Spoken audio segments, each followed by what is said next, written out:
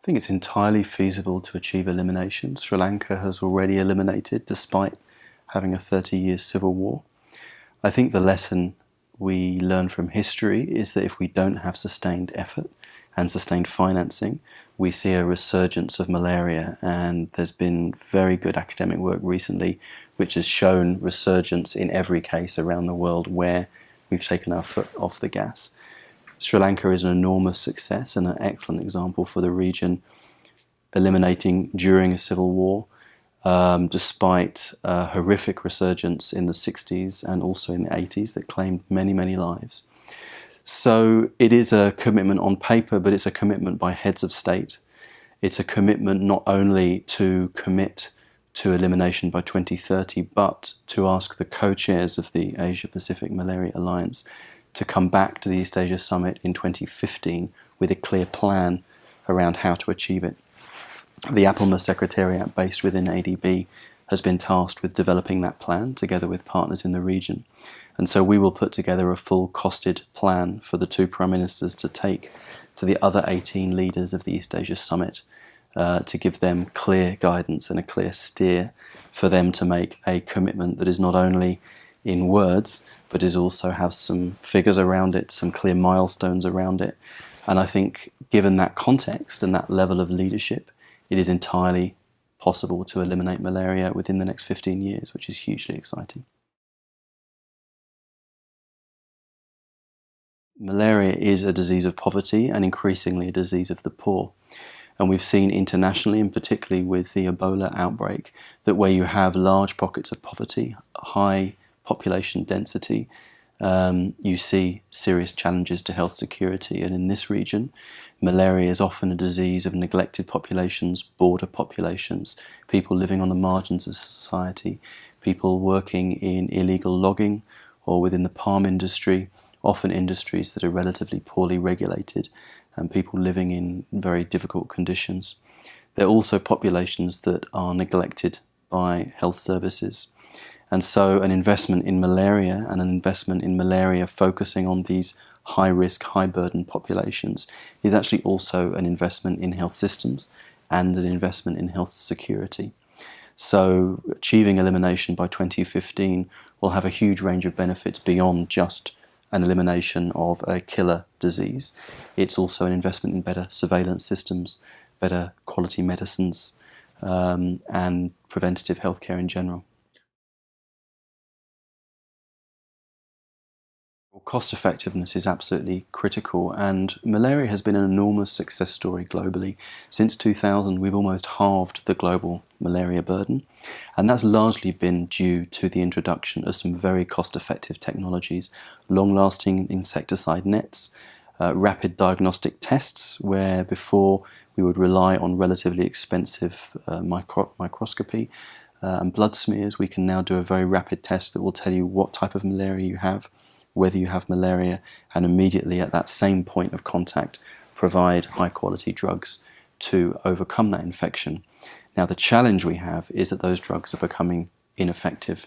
Artemisinin, particularly a drug that stems from a Chinese traditional herb, is becoming ineffective. In fact, we're seeing multi-drug resistant malaria in parts of Cambodia, and that resistance is spreading.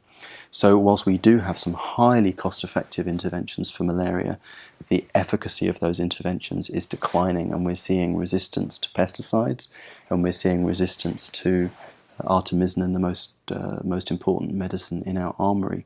That gives us a very tight window to eliminate because there are no new drugs in the pipeline that will take over from this artemisinin drug.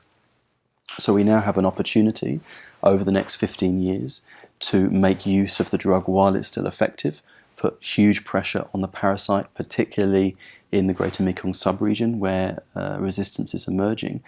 And the cost effectiveness, if we act now, will be infinitely more than the cost effectiveness if we lose these frontline parts of our armoury.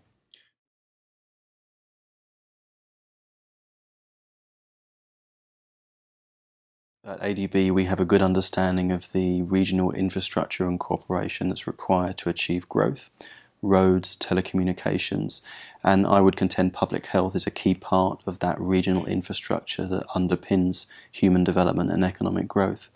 Now, with malaria specifically, as you rightly say, malaria does not respect borders, and we're seeing even, for example, in Sri Lanka, where malaria is right on the cusp of elimination. They've had no indigenous cases for 2 years, but they are seeing imported cases from Tamil Nadu. So if we're to eliminate malaria effectively, we have to do it in a coordinated way across the entire region. And that's what's so exciting about having a leaders level commitment to elimination, because, as you know, within the political economy of the region, while ministries of health are generally very focused on their domestic populations, ministries of foreign affairs and leaders have a much clearer line of sight to cooperation and to that level of high level coordination.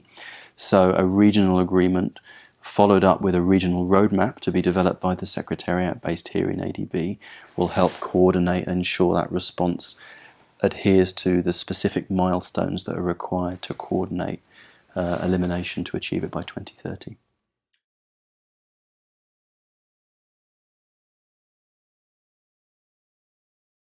This is the first commitment of its type at leaders level outside Europe, and it's enormously significant for that very reason. In Africa, there is a commitment amongst 8 countries, the so-called E8, Elimination 8 countries, similarly to eradicate malaria, but that is not a commitment at leaders level. So I think this elevation beyond ministries of health to a level where ministries of foreign affairs and critically ministries of finance can have a sense of commitment, have a sense of accountability for financing the malaria effort is particularly critical and something that the entire world can learn from.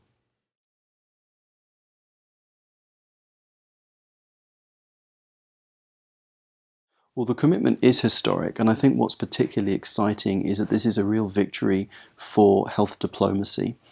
The governments of Australia and the governments of Vietnam, with support from the APMA Secretariat, have been out at ambassador level talking to ministries of foreign affairs, seeking their support for the commitment, in dialogue that could have been about trade or about Australia or Vietnam's economic interests, but they have chosen to prioritise malaria, which I think shows extraordinary leadership.